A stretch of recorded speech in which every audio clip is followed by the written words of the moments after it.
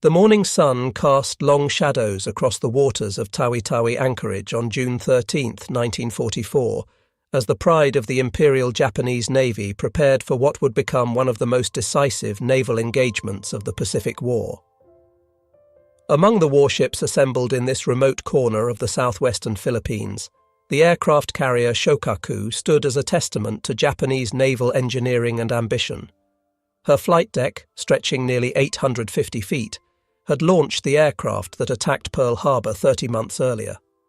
Now, she was about to embark on her final voyage, though neither her crew of 1,663 men nor their commanding officers could have foreseen the submarine that would seal her fate just 6 days later. Vice Admiral Jisaburo Ozawa watched from the bridge of his flagship as the combined elements of the first mobile fleet began their departure sequence. The formation was impressive by any standard. 3 fleet carriers, including Shōkaku and her sister ships Zuikaku and Taiho, accompanied by an array of supporting vessels. The heavy cruisers Atago, Takao, Maya and Chokai took their screening positions, while 13 destroyers formed a protective ring around the capital ships. This represented the last great concentration of Japanese carrier power in the Pacific, a force that had once dominated the ocean from Hawaii to the Indian Ocean. The fleet's departure from Tawi-Tawi was not merely another sortie. It represented Japan's desperate gamble to reverse the tide of war that had turned decisively against them since Midway. As the anchor chains rattled up through the hawse holes and the great vessels began to move, thousands of sailors stood at their posts, unaware that within a week, over 1,200 of them would perish in the warm waters of the Philippine Sea. The destination was the Mariana Islands, where American forces had begun their assault on Saipan. The mission was nothing less than the destruction of the U.S. Pacific Fleet's carrier force. The strategic situation facing Japan in mid-1944 was catastrophic. The empire that had expanded so rapidly in 1941 and early 1942 was now contracting under relentless American pressure. The loss of the Gilbert Islands, the neutralization of Truk, and now the American invasion of the Marianas represented more than territorial losses. They signaled the approaching endgame of the Pacific War. Saipan, in particular, held special significance. Its capture would place American B-29 Superfortress bombers within range of Tokyo itself, bringing the war directly to the Japanese homeland for the first time since the Doolittle Raid. Admiral Soemu Toyoda, Commander-in-Chief of the combined fleet, understood the gravity of the situation perfectly. The loss of the Marianas would sever Japan's communications with its resource-rich southern territories and expose the home islands to devastating strategic bombing. In response, he authorized Operation A-Go, a complex plan that sought to leverage Japan's remaining advantages.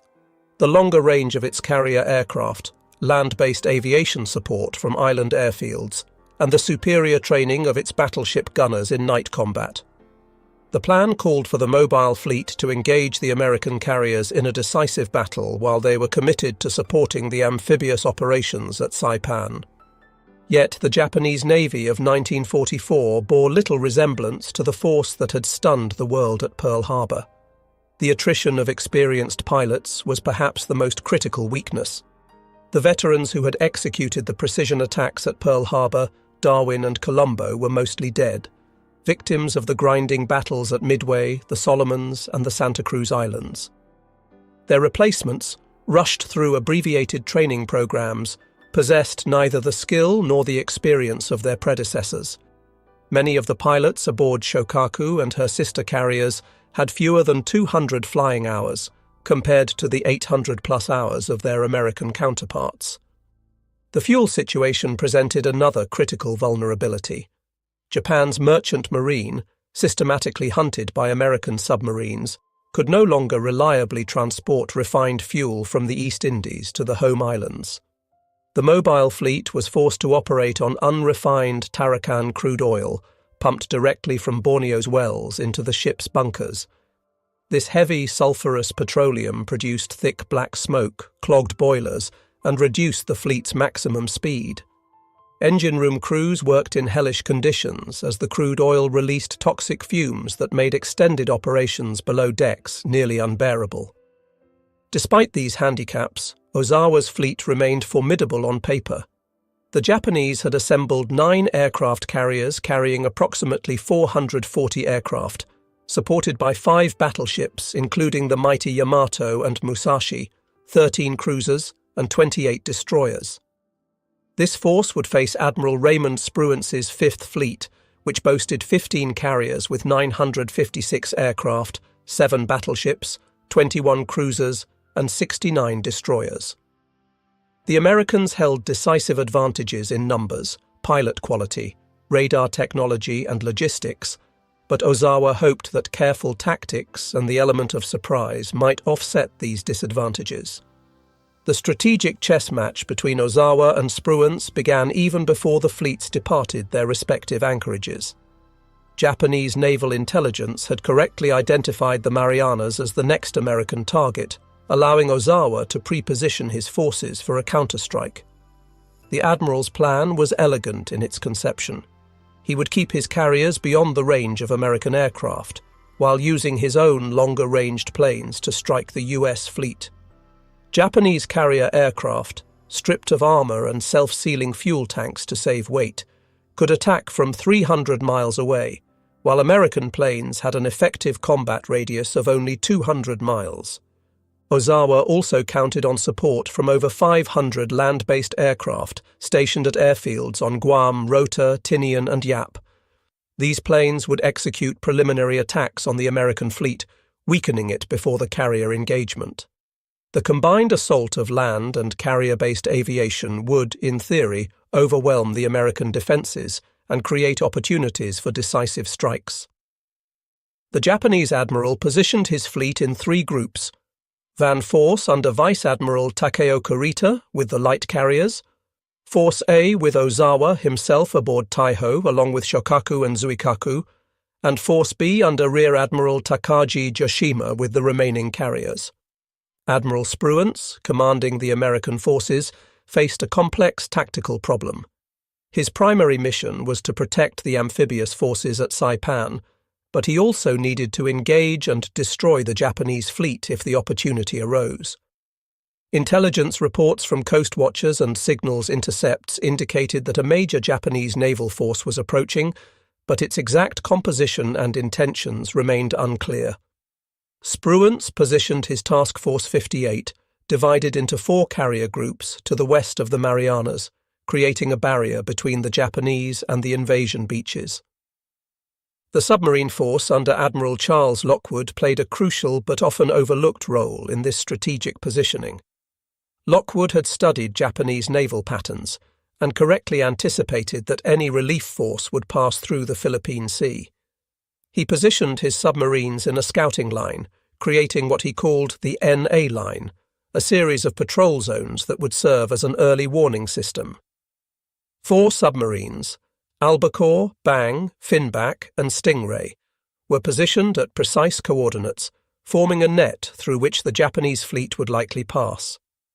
What Lockwood didn't anticipate was that another submarine, not originally part of his carefully planned deployment, would achieve one of the most significant victories of the submarine war.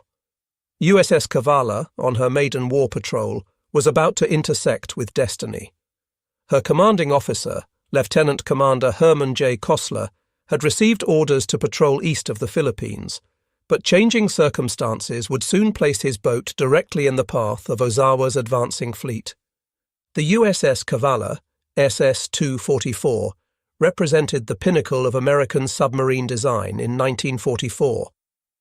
Built at the Electric Boat Company's shipyard in Groton, Connecticut, she was a Gato-class fleet submarine, one of 77 boats of her class that would serve as the backbone of the U.S. submarine force throughout the war.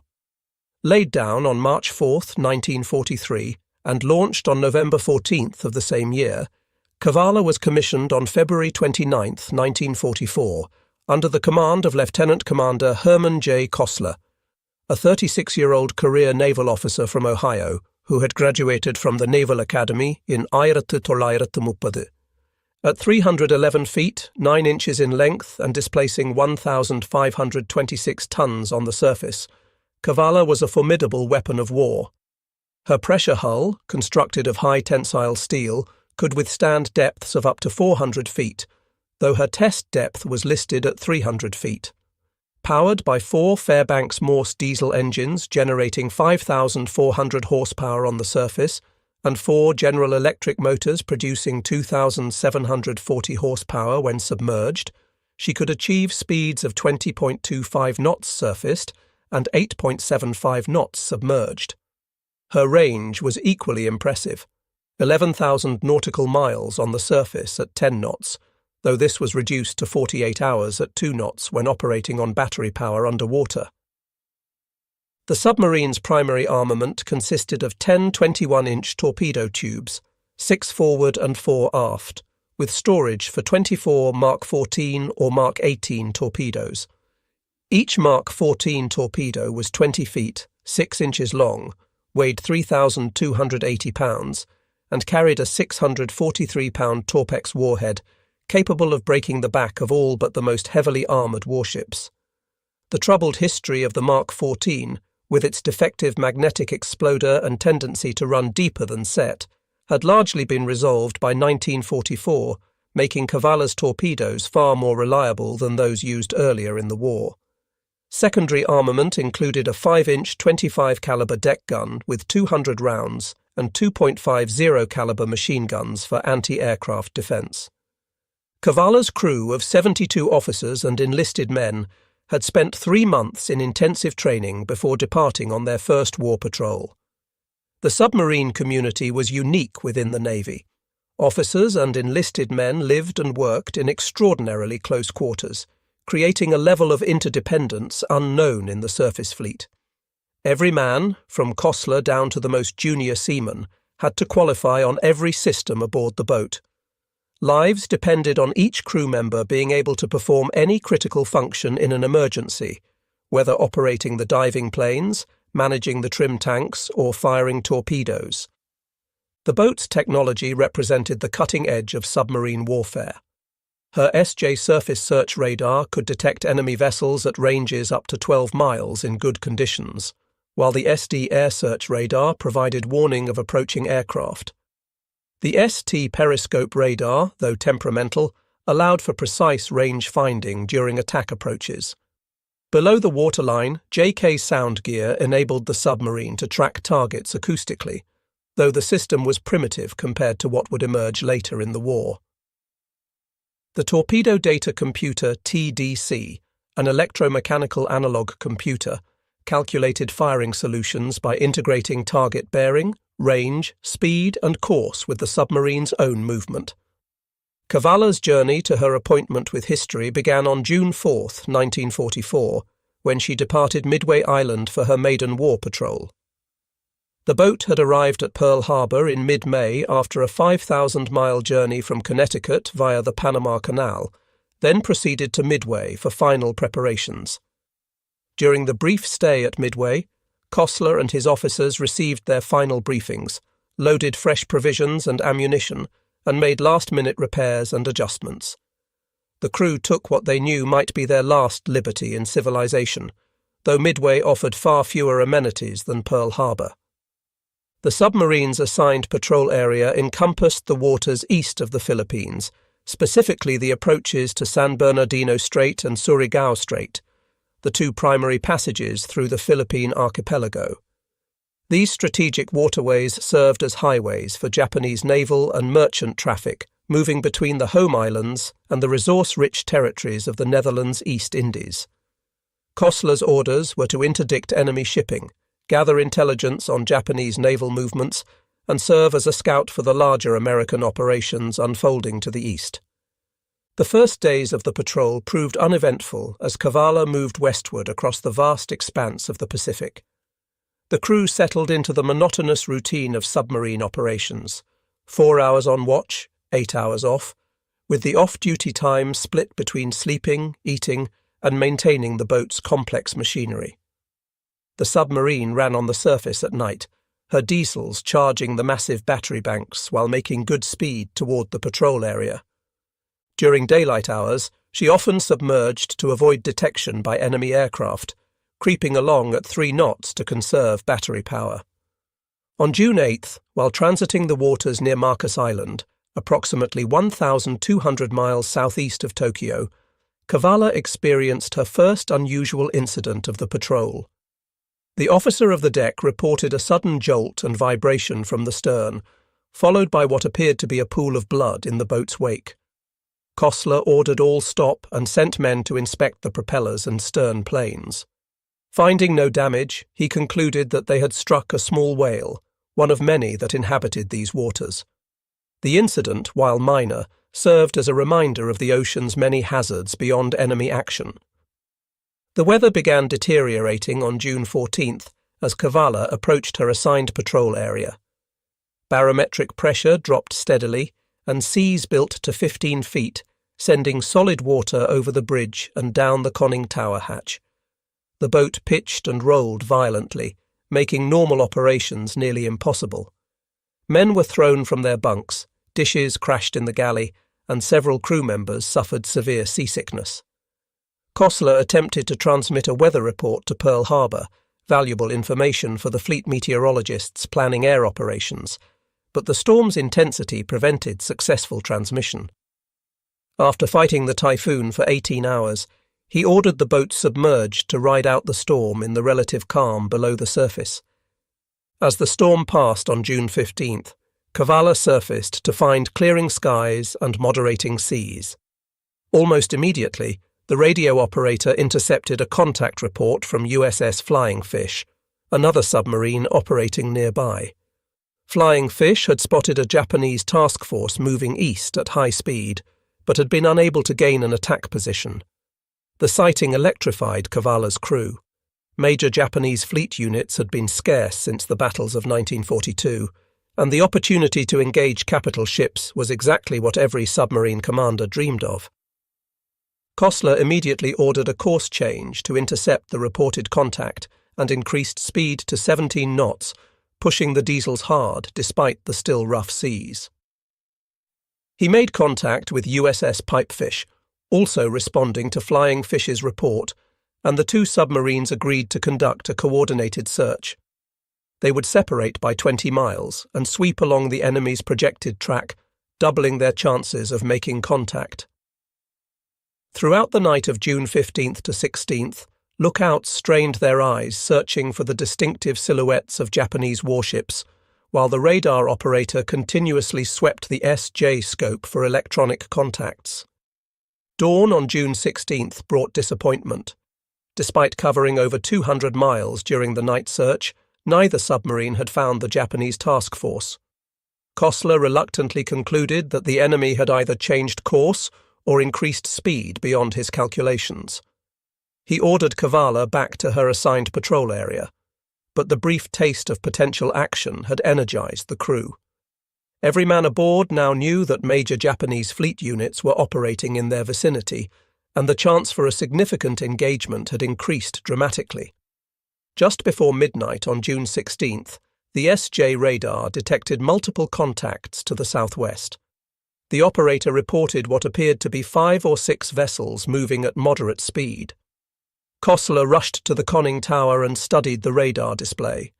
The formation looked like a convoy, 2 large contacts that could be tankers or cargo ships, escorted by 3 or 4 smaller vessels, probably destroyers or escort vessels. This was exactly the type of target submarines were expected to engage, and Kosler ordered battle stations as Kavala began her approach. The attack approach proved frustrating. The Japanese escorts were alert and aggressive, constantly pinging with active sonar and making random course changes. Every time Kavala maneuvered into a favorable position, a destroyer would suddenly turn toward them, forcing Kosler to go deep and evade.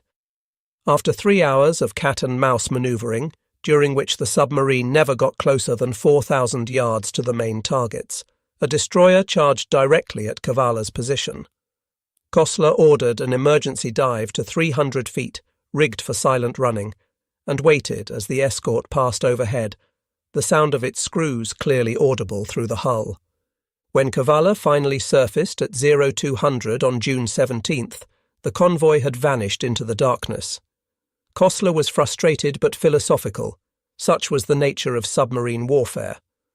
What he didn't know was that the convoy he had been pursuing consisted of fleet oilers supporting Ozawa's mobile fleet.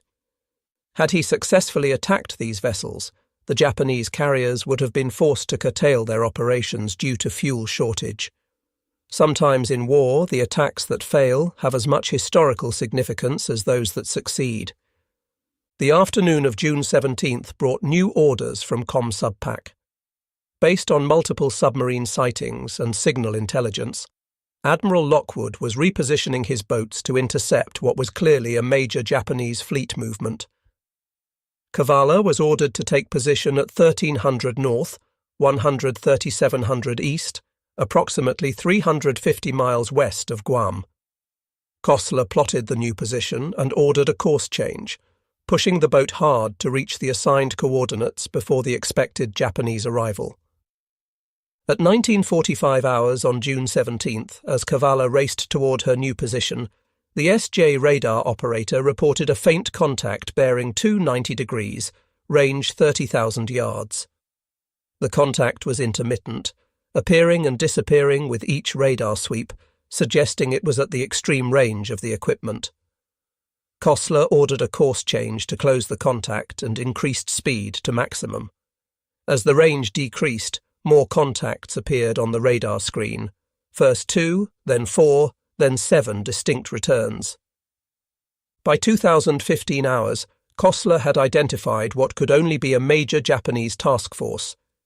The radar returns indicated at least 7 large vessels moving at 19 knots on a base course of 045 degrees. The formation was zigzagging, a standard anti-submarine tactic, but the base course suggested they were heading toward the Marianas.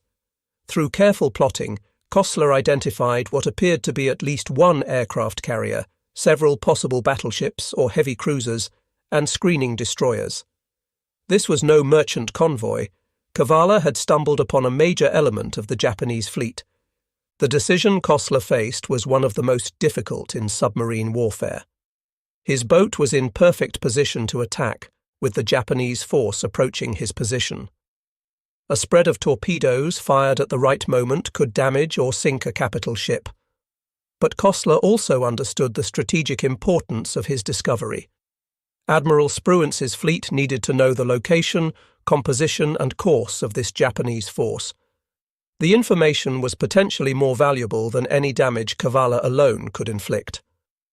After a brief consultation with his executive officer, Kosler made the harder choice. He would forego the attack and surface to transmit a contact report. Surfacing a submarine in proximity to enemy warships violated every instinct of submarine warfare, but Kosler knew the stakes.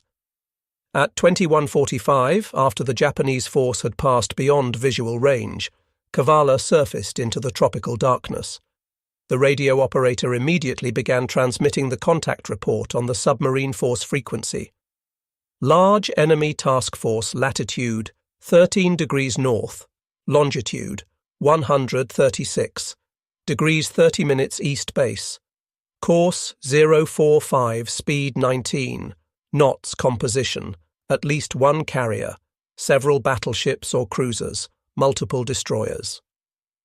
The message was received at Pearl Harbor and immediately relayed to Admiral Spruance aboard USS Indianapolis. This was the first definitive report of the approaching Japanese carrier force, confirming what American intelligence had suspected. Spruance now knew that a major fleet engagement was imminent and could position his forces accordingly.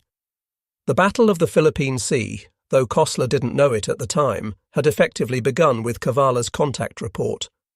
After transmitting the message and receiving acknowledgement, Kavala submerged and attempted to regain contact with the Japanese force. Despite running at maximum submerged speed, the submarine could not overtake the faster surface ships. By dawn on June 18th, Kosler reluctantly abandoned the pursuit and returned to his assigned patrol position. The crew was disappointed at missing an attack opportunity, but Kosler assured them that their contact report had been invaluable to the fleet. Little did they know that their most significant contribution was yet to come. Throughout June 18th, Kavala remained submerged during daylight hours, surfacing only briefly after dark to receive radio traffic and recharge batteries. The airwaves were alive with encrypted messages as American and Japanese forces maneuvered for position. Kosler could sense that something major was developing, but had no clear picture of the larger battle. His orders were to maintain position and attack any enemy vessels that entered his patrol area. The crew spent the day conducting routine maintenance, checking torpedoes, and preparing for action they sensed was imminent. At 03:45 on June 19th, the quiet routine was shattered when a low-flying aircraft passed directly over the submarine. The officer of the deck barely had time to sound the diving alarm before the plane roared overhead, its engine noise drowning out all other sounds. Kavala crash-dived, her bow pointing sharply downward as the ballast tanks flooded. The crew waited tensely for the explosion of aerial bombs, but none came. Either the aircraft hadn't spotted them in the darkness, or it had no weapons to drop. After 30 minutes submerged, Kosler brought the boat back to periscope depth. As dawn broke on June 19, 1944, Kavala found herself in an extraordinarily fortuitous position. Unknown to Kosler, the complex movements of the Japanese and American fleets had placed his submarine directly in the path of Ozawa's main carrier force. The Japanese admiral, believing his position still undetected, had launched his first strike wave against the American carriers at 08:30.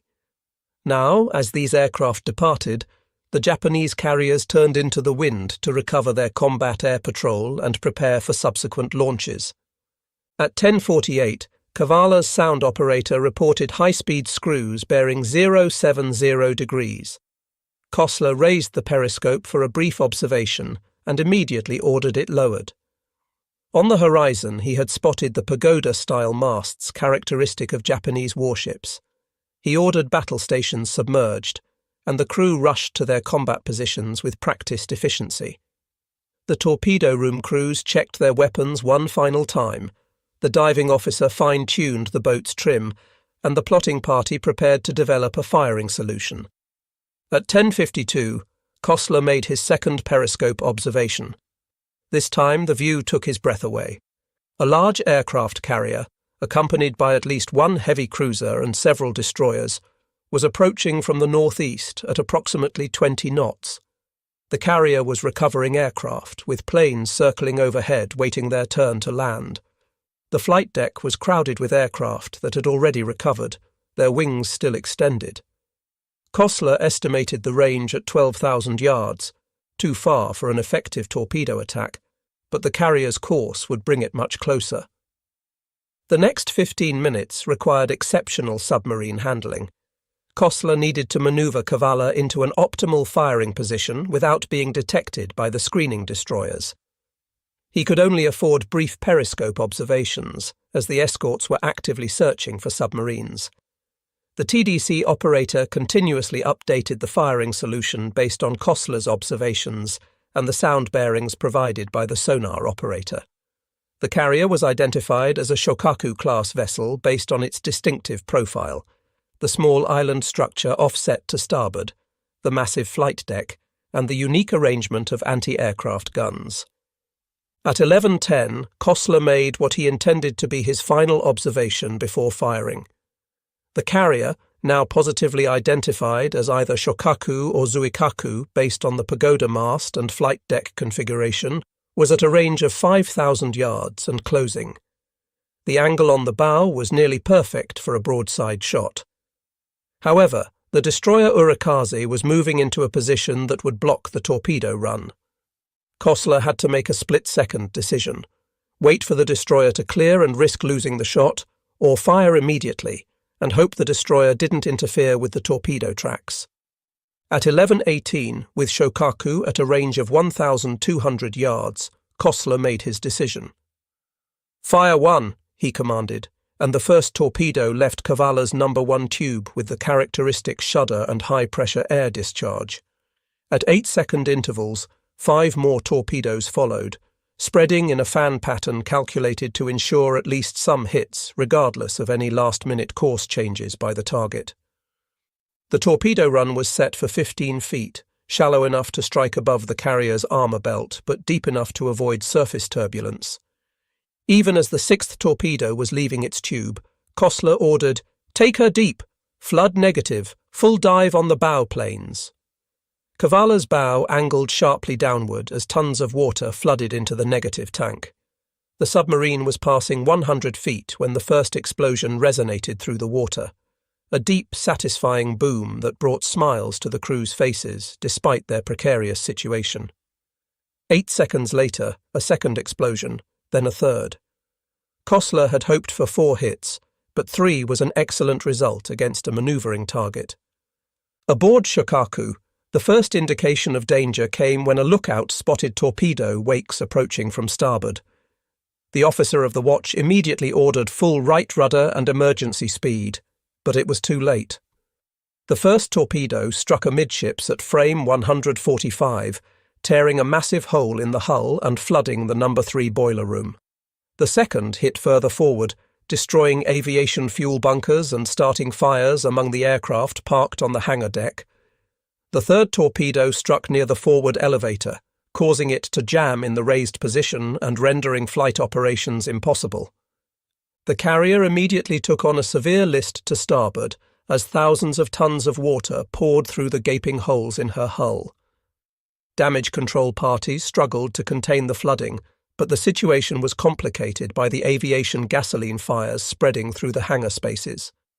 The ship's commanding officer, Captain Matsubara Hiroshi, ordered counterflooding to correct the list, but this only reduced the carrier's reserve buoyancy.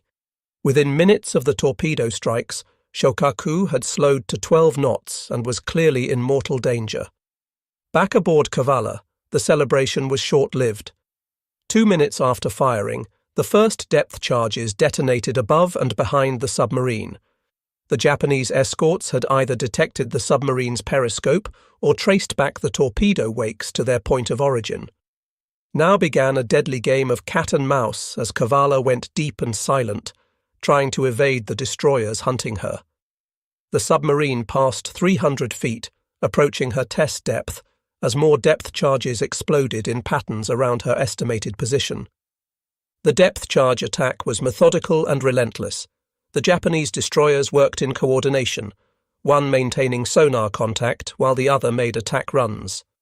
The charges were set to detonate at varying depths, creating a 3-dimensional kill zone that Kavala had to somehow evade.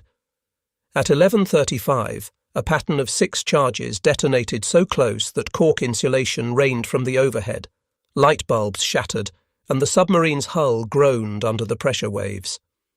Kostler ordered silent running, shutting down all non-essential equipment to reduce noise signature.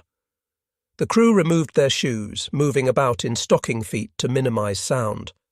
The air conditioning was secured, and within minutes, the temperature inside the submarine began rising toward unbearable levels. Men stood at their stations sweating profusely, breathing shallowly to conserve the increasingly stale air.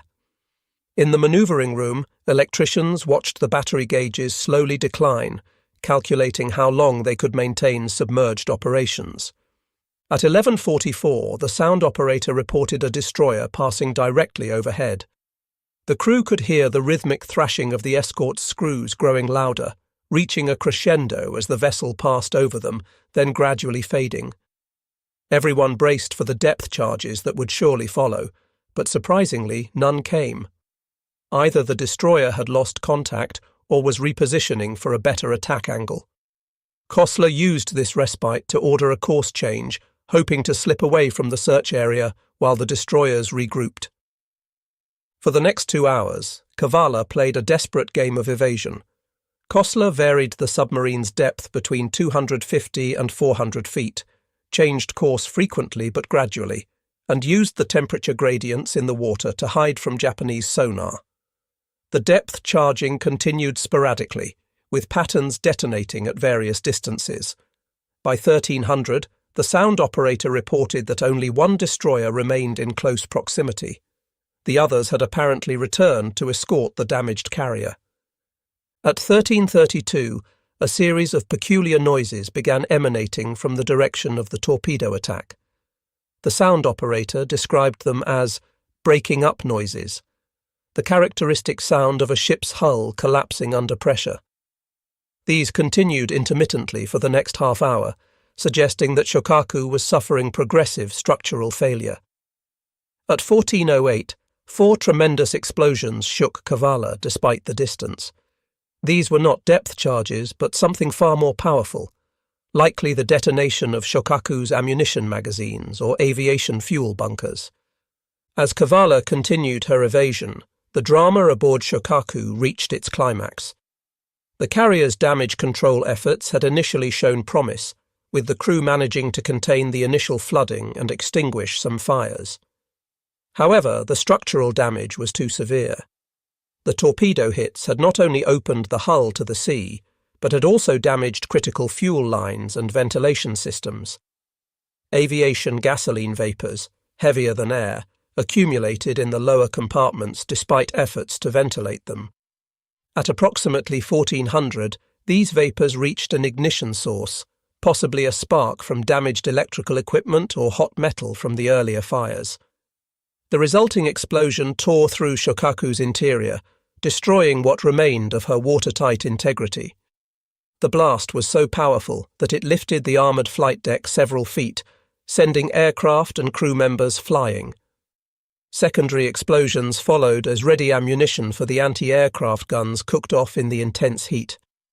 Captain Matsubara ordered abandon ship at 14:10, but many of the crew were already trapped below decks by fire, flooding or structural collapse. The carrier's list increased rapidly to 45 degrees, making movement on deck nearly impossible. Men slid down the canting flight deck into the water, where they struggled to swim clear of the sinking ship's suction. The destroyer Urakaze and light cruiser Yahagi moved in to rescue survivors, their crews throwing lines and life rings to men in the water. At 15:01, Shōkaku capsized to starboard and sank stern first. As she went down, more explosions erupted from within her hull, possibly from boilers contacting cold seawater or remaining ammunition detonating. The carrier that had launched the attack on Pearl Harbor participated in the Coral Sea battle and survived numerous engagements throughout the war, finally met her end in the depths of the Philippine Sea. Of her crew of 1,663 officers and men, 1,272 perished, including Captain Matsubara, who chose to go down with his ship. Approximately 570 survivors were rescued by the Japanese escorts. The strategic impact of Shōkaku's loss extended far beyond the elimination of a single carrier. Coming simultaneously with the loss of Taiho to USS Albacore's torpedoes, the Japanese carrier force had lost 2 of its 3 fleet carriers in a single day.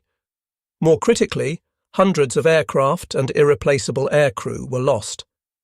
The Japanese naval aviation, already weakened by attrition, would never recover from the losses suffered on June 19, 1944, a day that would become known to American aviators as the Great Marianas Turkey Shoot. By 1500, Kavala's battery was approaching exhaustion, and the air inside the submarine was barely breathable. Carbon dioxide levels had risen to dangerous levels, causing headaches and lethargy among the crew. Kosler made the decision to come to periscope depth despite the possibility of enemy destroyers still searching for them. To his relief, the periscope revealed empty ocean in all directions. The Japanese escorts had departed, either to rescue Shōkaku survivors or to rejoin what remained of their carrier force. At 1900, after more than 7 hours submerged, Kavala surfaced into the tropical twilight.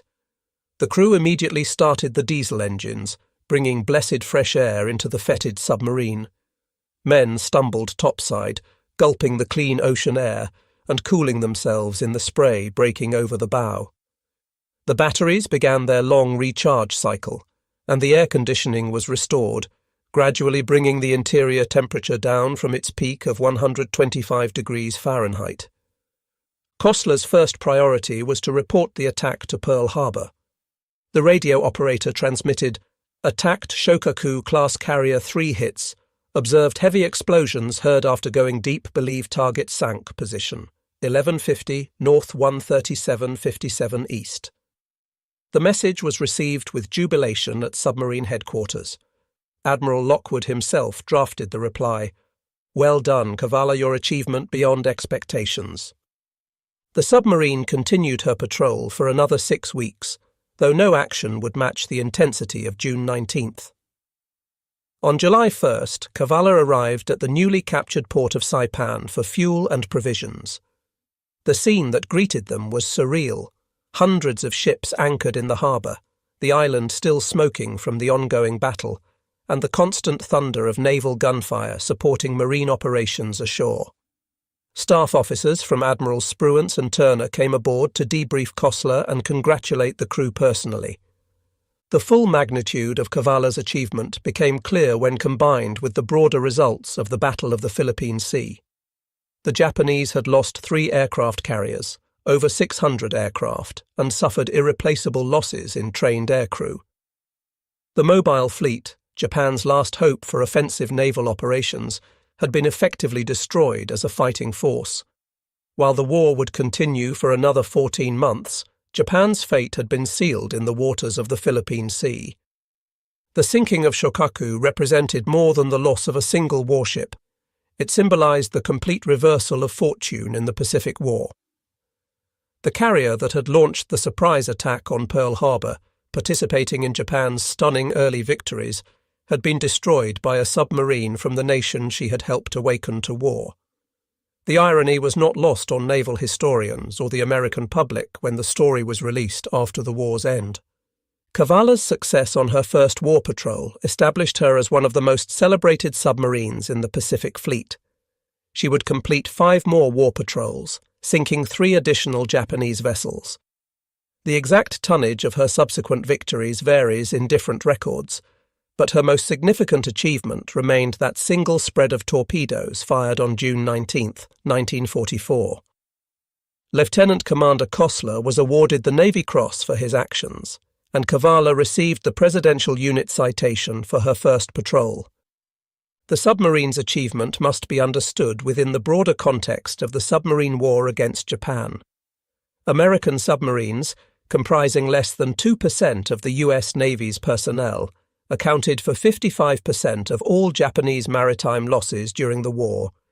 They sank 201 warships totaling 540,000 tons and 1,113 merchant vessels totaling 4.9 million tons. This guerre de course effectively strangled Japan's island empire, cutting off vital resources and isolating outlying garrisons.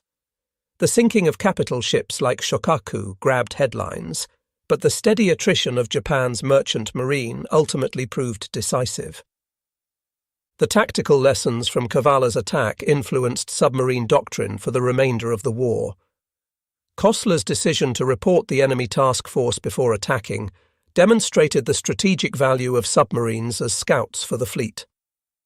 His patience in achieving an optimal firing position, making only 3 periscope observations during the approach phase, became a textbook example of fire control technique. The successful evasion of the subsequent depth charge attack validated American submarine construction techniques and damage control training. Post-war analysis revealed interesting discrepancies between American and Japanese accounts of the attack. While Kosler reported 3 torpedo hits, some Japanese survivors insisted 4 torpedoes struck home. Japanese records indicate that 105 depth charges were dropped during the attack, with 56 detonating close to Kavala.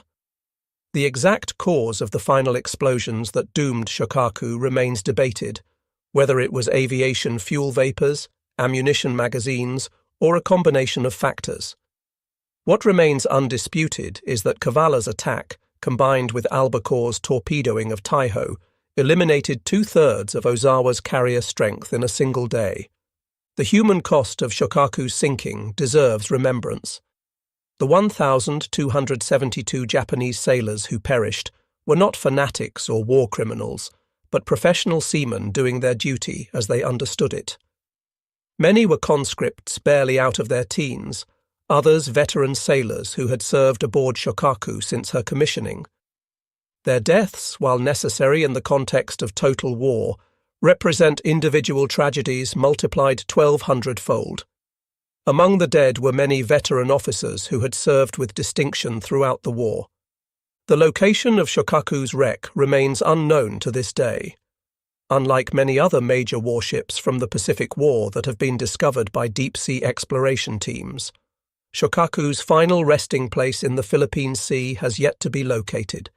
The carrier lies somewhere in the depths of the ocean, her hull likely broken by the massive internal explosions that sealed her fate. For the families of the 1,272 men who went down with her, the lack of a known grave site remains a source of continuing grief. Kavala herself survived the war and continued to serve the United States Navy in various capacities until 1969. She was designated a National Historic Landmark in 1982 and is now preserved as a museum ship at Seawolf Park in Galveston, Texas. Visitors can walk through her narrow compartments, peer through the periscope that Kosler used to target Shōkaku, and stand in the control room where life-and-death decisions were made in split seconds.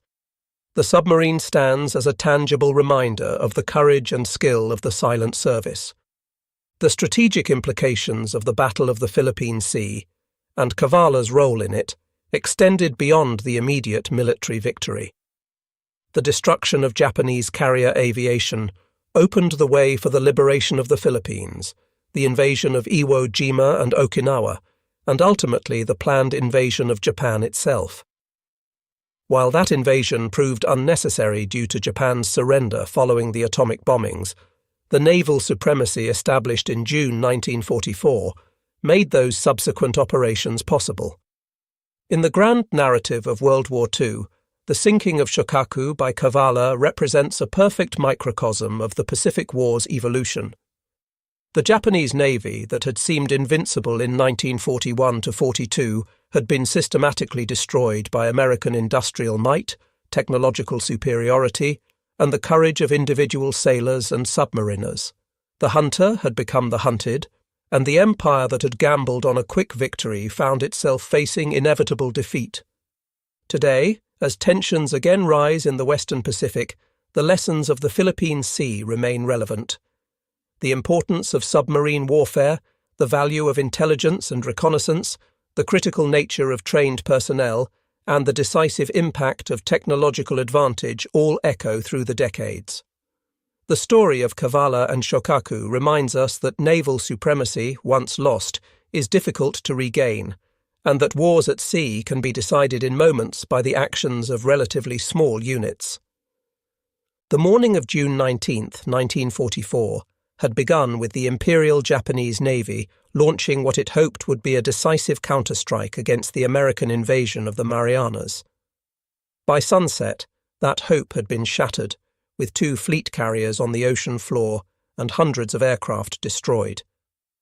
Among the many heroes of that day, the 72 men aboard USS Kavala had played a pivotal role, demonstrating that in naval warfare, a single submarine with a determined crew could change the course of history. Their achievement stands as a testament to the submariner's motto, "We sink 'em regardless."